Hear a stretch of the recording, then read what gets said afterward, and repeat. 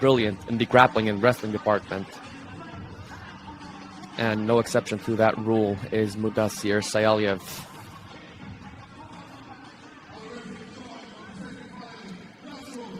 This is interesting because you have to assume they know each other very well, and most likely have at some point trained with each other. How do you think that will affect the fight? Well, I think the Tajiks just get after it. You know, if it was a different country in there, potentially they would maybe hold back a little bit, but I think they're looking to claim the gold in dramatic fashion. Junior men's strawweight 52.2 kilogram, 115-pound final. Bezhan Khojaliev in the blue corner. Mudasir Saialiev in the red. Both from Tajikistan.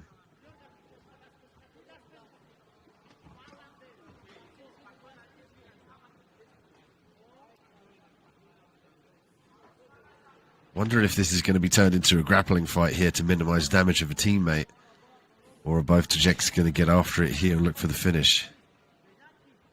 Yeah, I wouldn't put it past them. I mean, it must be tough fighting someone you know, but at the same time, I mean, depending on their strengths, why not use your strengths? And if someone has better boxing, better striking overall, why not use it? Let's see, a bit hesitant here in the first minute of the round.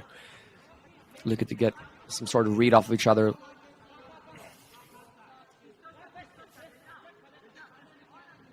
Khojaliev forced to take the cage behind him here, outside position by Saialiev. Switch now from the blue corner. It'll be a case of pummeling here for the underhooks in the outside position. Nice strike in the break there for Bezhan. It's tricky stuff from Bezhan. We saw that yesterday in the semifinals. Every time he separates, he looks to catch his opponent off guard. And what better time to do it than when you retreat or just reset and catch them off guard right on the reset. Feeling out process here in round one. Winging punches. It's a perfect opportunity here for a level change when the opponent comes forward with reckless abandon. There's the level change that could be illustrated. But I think at this point they're just trying to consolidate information here, test his strengths and weaknesses, and then determine the course of action. Absolutely, and so far it's been Saialiev who's made his intentions very clear. He wants to close the distance, get a hold of Khojaliev. Doing a good job of it right now, the double underhooks, but Khojaliev is doing a good job of creating distance, separating the hands of Saialiev. Head pressure here for Khojaliev. Going to get the head underneath the chin here and pummel the underhooks. Snatches hold of the single. Are very good.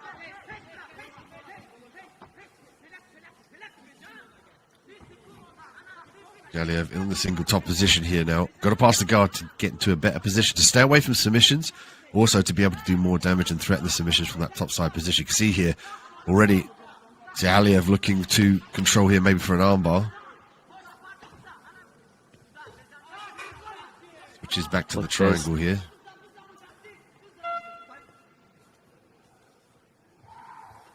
And you see the second round. Yeah, that flew by. Time flies when you're having fun. Team Tajikistan having fun here in the strawweight final. Yeah. So trying to get a read off of each other, trying to get a little bit measure of distance. What do you believe the game plan is for either gentleman coming in second round, Dean? I think two high-level guys from the same team potentially have trained together. They've probably cut weight together, you know, so the psychology of sport comes into it. But in the physiology of the fight, I think it just becomes a case here of staying safe, controlling, trying to use those decisive little intricate fire into the knees, close range, and just let the fight play out. I think to try and like make the opponent make his own mistake as opposed to forcing it and falling into a mistake, I think is the key here. I think both athletes are going to sit back here, are going to try and implement their own game plan and then look for that opportunity to take advantage. Yeah, something to be said about the Tajiks. They are certainly calculated, taking their time, very measured and calm in there. And we've seen a bunch of third round finishes from the Tajiks. Again, going back to what you're saying, taking their time, letting the fight play out. Very good point that you have there. Around 2-3 minutes on the clock here. Khojaliev in the blue corner. Saialiev in the red. Both athletes from Tajikistan. Ali have the better knees in the clinch here, though, Ali. He does indeed. And they might not look like much, but many of those knees, over time, will accumulate.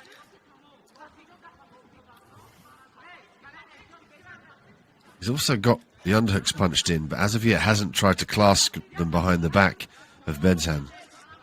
Yeah, he's making Khojaliev work here, making him separate. And as he's doing that, he's punishing him with the knees. I mean, why not? 3 points for Saialiev. This is what I was talking about here, capitalizing on a mistake. Khojaliev dropped down for the levels, left the neck out, and Saialiev jumps on the guillotine, but he's got the arm in here. And I would imagine he doesn't want to jump guard and end up in the bottom position. Now it becomes a case of chasing the arm in guillotine. He's got to get that left elbow high to the sky here, Ali.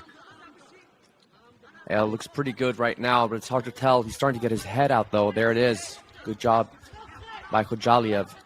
Very aware of the guillotine defense. Saialiev got to get one hand. Bad spot. Yeah, sorry, Ali. We've got to get one hand down here for Saialiev. Got to get the legs underneath him here if he wants to cage walk.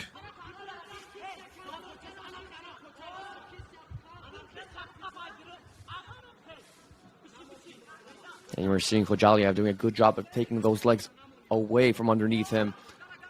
Basically rendering his ability to create some sort of basic support very limited.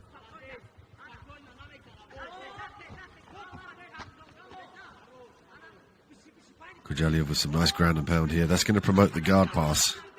Saialiev did a good job of keeping that open guard, keeping it busy. He's got the grips on the arms. He's also moving the head very well on the bottom position.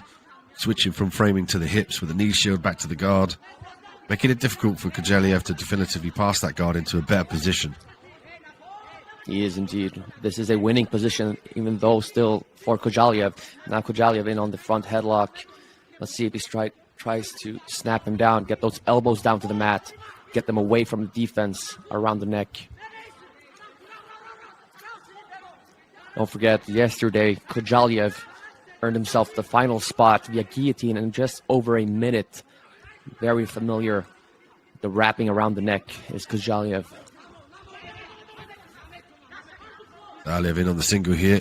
Going to chase him down to the fence. Outside position for Khojaliev. Got to stuff the head here and kick that leg back. Break the grip and try and vacate this position. Ooh, nice roll there from Saialiev. That's what we're talking about with their techniques in the little nuance, the transitions for the wrestling, the sacrifice throws.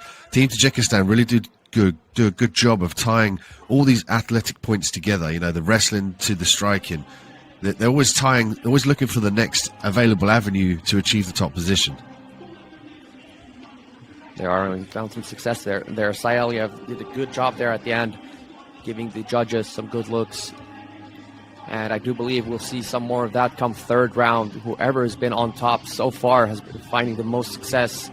Dean, what do you believe the key to success is here? I mean, we'd have to assume, or at least I'd have to assume, it's 1-1, perhaps in rounds, maybe 2 rounds to Khojaliev. What do you believe? Yeah, it's a difficult one to score. The first round was... the knees stood out for me for Saialiev in the first round. And it's a difficult one to score. It's always difficult to sit on the outside and commentate and then think about what the judges are seeing. There's 3 different judges from 3 different perspectives. I would probably lean more to Saialiev at this point, but all can happen in round 3. For sure. Hate to put you there on the spot there. There is something called the commentator's curse, of course. Yeah. Fell victim to that a number of times. And again, that, like the old saying goes, never leave it in the hands of the judges, you know. But, I mean, Team Tajikistan, there could be an aspect here of they don't want to pick up any unnecessary injuries. Whoever comes out of this is going to have a silver and a gold medal for the nation. So the solidarity as well to their nation is apparent in the Tajiks. Oh, a nice takedown there from Khojaliev. Beautiful, immediately and on the legs. Doing a good job here, Saialiev, standing up, back up. Digging those underhooks. We could expect some of those knees we've seen before, but let's go instead. Chooses to keep things at a distance. I think Saialiev is going to try and time a takedown here. He's throwing that right hand a little bit lazy just to gauge the reaction of Khojaliev. He's sitting back at range as well. Gets caught with the right hand, however. Perhaps a bit of fatigue setting in for Saialiev. Khojaliev looking the fresher of the two right now.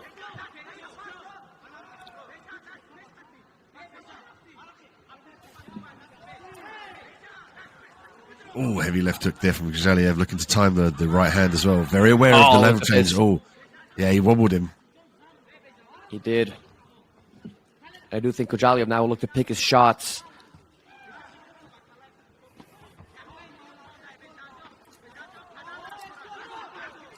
Also, if we're looking at this here, if we're seeing what we're seeing, almost certainly Khojaliev is seeing potentially Saialiev a little bit more fatigued, and that's the time he needs to go to the body with those knees, the body shots, the teeps, because that's going to further disrupt the breathing here and disrupt the oxygen uptake here of Khojaliev. Absolutely. And Saialiev now doing it. Oh, look at that. Even though the fatigue is setting in, doing a good job of timing that takedown. Very big for Saialiev. Does not want to end up on his back. Whoever ends up on their back right now, I do believe they'll see the final bell off of their back. Yeah, especially if you're tired and fatigued here. Coming into the final, these athletes have multiple fights over multiple days. A lot of them consistently cut weight every day. So the body, even though the young junior athletes, the body, takes a lot of hardship here in these tournaments.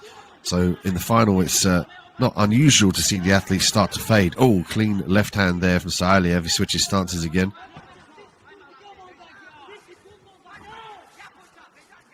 Again with the takedown attempt from Khojaliev. Not setting it up, though. Needs to give Saialiev something to look at. Perhaps give him a few shots. Keep his guard up. And then he could open up the hips for a takedown. Last 20 seconds here of round 3, Ali. Team Tajikistan going to have the silver medal or the gold medal at junior strawweight. But Khojaliev, as you said, seems the fresher of the two. Coming forward here with the damaging punches. Drops him with the right hand. He's back on his feet here, though, Saialiev.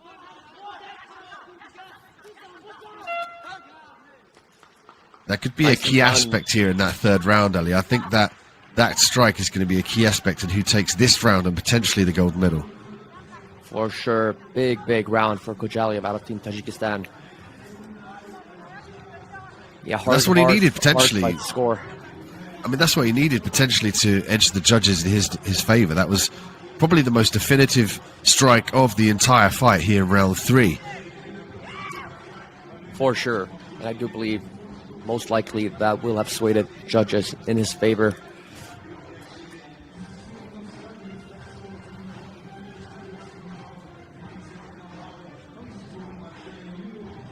The judges will consolidate their scorecards here for the junior strawweight final. Junior finals here today for the 2023 IMMAF World Championships, live from Tirana in the Olympic Park in Albania, where stars are born. Also, this historic event in Albania includes the launch of the iconic partnership with RDX Sports. Check them out on rdxsports.co.uk. Here now, the official decision.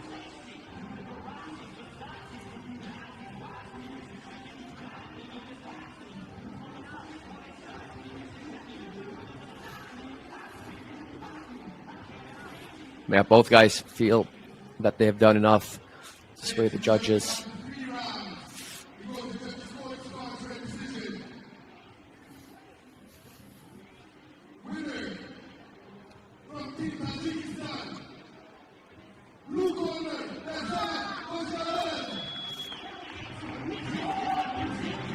Khojaliev gets the gold medal here, Ali, in Albania. And you can see what it means to immediately just falls out of sheer emotion on the canvas, starts to cry as he achieves the gold medal here at strawweight.